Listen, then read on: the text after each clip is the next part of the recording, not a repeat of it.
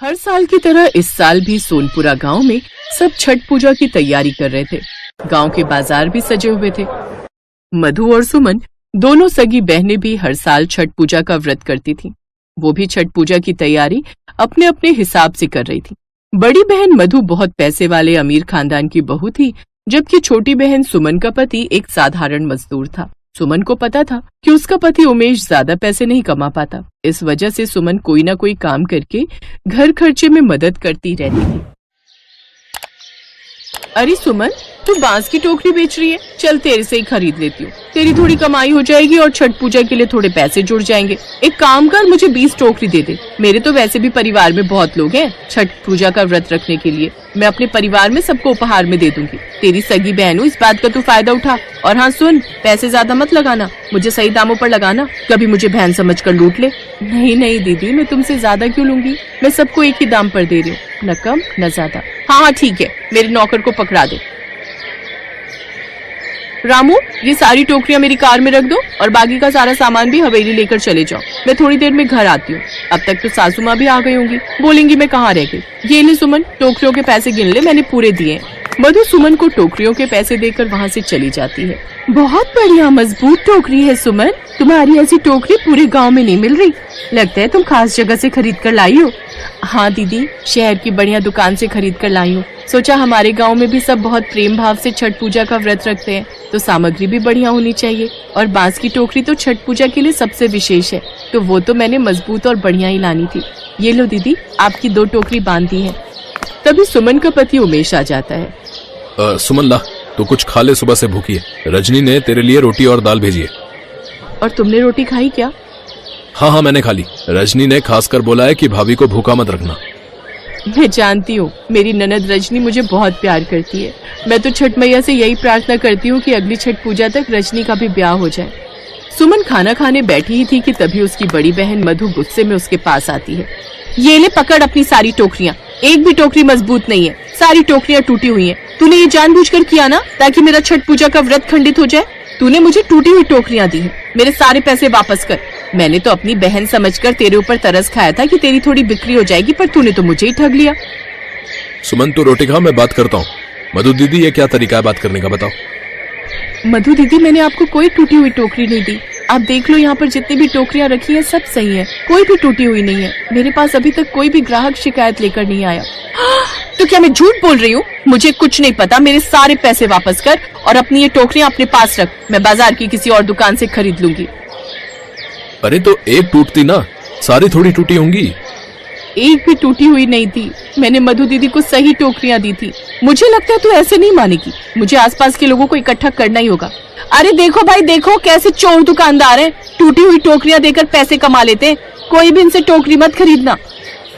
मधु दीदी, आप इतना शोर क्यों मचा रही हो? ये आपके पैसे और आप ये टोकरियां यहीं छोड़ जाओ, और भगवान के लिए इतना शोर यहाँ मचाकर मेरी दुकानदारी खराब मत करो। इस दुकान के सामान पर मेरा बहुत पैसा लगा हुआ है। आपकी इन सब हरकतों से मेरे सारे ग्राहक टूट जाएंगे। हाँ ठीक है, मैं भी नहीं चाहती कि मेरी छोटी बहन की दुकानदारी खराब हो। मधु ने बहुत बदतमीजी दिखाई और अपने पैसे लेकर वहाँ से चली गई। सुमन की 20 टोकरियां टूट गई। इस वजह से उसको बहुत नुकसान हुआ, पर वो अभी तक समझ नहीं पा रही थी कि सारी टोकरियां टूट कैसे सकती हैं। उस दिन सुमन का मन बहुत खराब होता है। छठ पूजा का दिन आता है। सुमन ने टोकरियां बेचकर जो पैसे कमाए थे, उनसे वो छठ पूजा का सामान खरीद लेती है। सुमन ने सच्चे भाव से छठी मैया को याद करके अपनी छठ पूजा के व्रत को प्रारंभ किया। ऐसे ही अगली शाम जब सुमन सूर्य देव को नदी किनारे अर्घ्य देने पहुंची, तो उसके मायके की तरफ से माँ भी वहाँ आई हुई थी। सुमन बिटिया, एक बार मधु का हालचाल पूछ लेना, उसकी तबीयत ठीक नहीं है। आज भी पूजा करके जल्दी चली गई। मुझे मिली थी, मैंने तो कहा था कि मैं कुछ बना चाहती हूँ, पर उसने कहा कि नौकर चाकर हैं तो वो मदद कर देते हैं, पर माँ हूँ ना, मन नहीं मानता। मैं मधु को मिलने जा ही रही थी, तुम साथ चलोगी? मैं क्या साथ चलूँ माँ? मधु दीदी को तो आप जानती हो, मैंने आपको बताया था उन्होंने बीच में मेरे साथ कैसा बर्ताव किया। मेरा मन नहीं है। चल ठीक है, तेरी मर्जी। सुमन भाभी घर चले। सुमन की माँ थोड़ा सा आगे ही बढ़ी थी कि तभी कुछ सोचकर उसने आवाज लगाई। माँ रुको, रजनी एक काम कर, तू ये सामान लेकर घर पहुँच। मैं माँ के साथ मधु दीदी के घर जा रही हूँ। तेरे भैया बच्चों को घुमाने ले गए तो उन्हें बता देना। ठीक है भाभी, आप ध्यान से जाना। सुमन का मन नहीं था, पर मधु उसकी सगी बहन थी, इसलिए ऐसे समय में वो सब कुछ भूलकर अपनी माँ के साथ मधु के घर जाती है। मधु बिस्तर पर लेटी थी। उसकी तबीयत बहुत ज्यादा खराब हो रही थी। माँ और बहन को देखकर मधु में हिम्मत आ गई। दामाद जी से कहकर हमें बुला लेती, हम आकर प्रसाद बना जाते। तूने बुलाया ही नहीं, मुझे लगा तेरी सास आ गई होगी तो वो तेरी मदद कर देंगी। माँ वो आ नहीं पाई, उनके घुटनों में बहुत दर्द था। वो जेठानी जी के साथ ही छठ पूजा का व्रत रख रही हैं। अब दूसरे गांव से आने में 2 घंटे लग जाते हैं। मैंने भी कहा रहने दो, पर मेरे घर जो खाना बनाती है वो भी छुट्टी पर चली गई। उसकी रिश्तेदारी में कोई बीमार हो गया था। अब काम के समय सब छुट्टी ले लेते हैं। मुझे लगा मैं कर लूंगी, पर शाम से ही बहुत सिर में दर्द है, चक्कर आ रहे हैं। कल के लिए प्रसाद भी नहीं बनाया। मधु दीदी मैं प्रसाद बना देती हूँ, तुम आराम करो। बस कल सुबह छठी मैया के आशीर्वाद से हमारा व्रत संपूर्ण हो जाएगा। एक काम करो, मैं छठी मैया के थोड़े भजन लगा देती हूँ, तुम वो सुनो, तुम्हें अच्छा लगेगा। लाओ अपना मोबाइल फोन दो। तुझे मोबाइल चलाना आता है? हाँ दीदी, रेखा के पापा ने नया मोबाइल फोन लिया है, उसमें मैं भजन सुनती हूँ। सुमन मधु को छठ पूजा के भजन लगा देती है और माँ के साथ मिलकर वो छठ पूजा का प्रसाद बनाती है।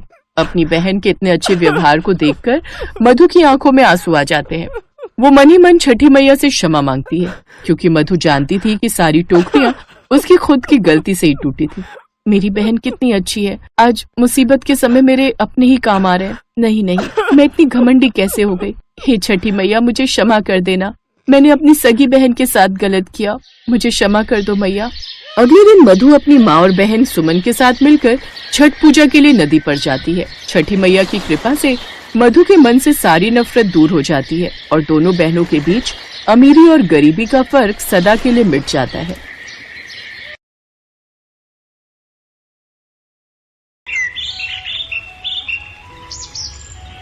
यशोदा देवी के 2 बेटे थे, किशन और मदन। किशन गांव में ही रहता था, जबकि मदन अपनी पत्नी और बच्चों के साथ शहर में रहता था। छठ पूजा का त्योहार आने वाला था। किशन ने अपने भाई मदन को फोन मिलाया। अरे कैसा है मदन? सीमा और बच्चे कैसे हैं? ठीक हूँ भैया, बस आजकल तो कारखाने की छुट्टियां चल रही हैं। अब तो छठ पूजा के बाद ही कारखाना खुलेगा। दिवाली के त्योहार के कारण काम का जितना था नहीं। और आप बताओ, माँ कैसी है, भाभी बच्चे? सब बढ़िया। मैंने इसलिए तुझे फोन किया है, माँ को मत बताना कि मैंने फोन किया है। माँ का बहुत मन था कि इस बार सीमा गांव में ही छठ पूजा का व्रत करे। बहुत समय भी हो गया सबसे मिले। एक काम कर, तू इस बार छठ पूजा पर गांव ही आ जा, माँ को बहुत अच्छा लगेगा। ठीक है भैया, अब तुमने कहा है तो मेरा भी मन गांव आने को कर रहा है। मैं सीमा से बात करता हूँ और माँ को सरप्राइज दे दूंगा, ये ठीक रहेगा। हाँ हाँ, तू चिंता मत कर, मैं माँ को कुछ नहीं कहूंगा। तू अपने आप आना, तो माँ तुम्हें अचानक देखेंगी तो खुश हो जाएंगी। और फिर मदन ने पत्नी और बच्चों के साथ छठ पर्व पर गांव जाने का प्रोग्राम बना लिया। जब वो लोग अचानक से पहुंचे तो यशोदा देवी की खुशी का ठिकाना नहीं था। आखिर बेटा, बहू, पोता पोती बहुत दिनों बाद जो मिल रहे थे। बस भाभी, बैगन का चोखा इतना स्वादिष्ट बना है ना कि आनंद आ गया। कुछ भी कहो भाभी, गांव की सब्जी और फलों में अलग ही बात है। हमारे शहर में इतना स्वादिष्ट बैंगन का चोखा मैं बना ही नहीं पाती, जितनी मर्जी कोशिश कर लूं। यहाँ के मसाले में, सब्जियों में अलग ही खुशबू है। नहीं नहीं, ऐसी बात नहीं है, तुम भी बहुत स्वादिष्ट बनाती हो। वो कभी कभी जब हम अपने हाथों का खाकर ऊब जाते हैं ना, तो हमें दूसरों के हाथ का भोजन अच्छा लगता है। इसी बात पर 1 रोटी और ले लो। तुम लोगों ने अचानक से आकर जो मुझे खुशी दी है ना बेटा, मैं बता नहीं सकती। दादी, मुझे गांव घूमना है। दादी, मुझे भी गांव घूमना है। अरे बच्चों, चिंता मत करो, छठ पूजा पर हम पूरा गांव घूमेंगे। नदी घाट पर जाएंगे, वहाँ मेला लगता है, खूब घूमेंगे। चलो मुन्नी बिट्टू, मैं तुम्हें अपने खिलौने दिखाती हूँ। आओ बिट्टू, मैं तुम्हें अपना बैट बॉल दिखाता हूँ। चलो, बच्चे तो खेलने में मस्त हो गए।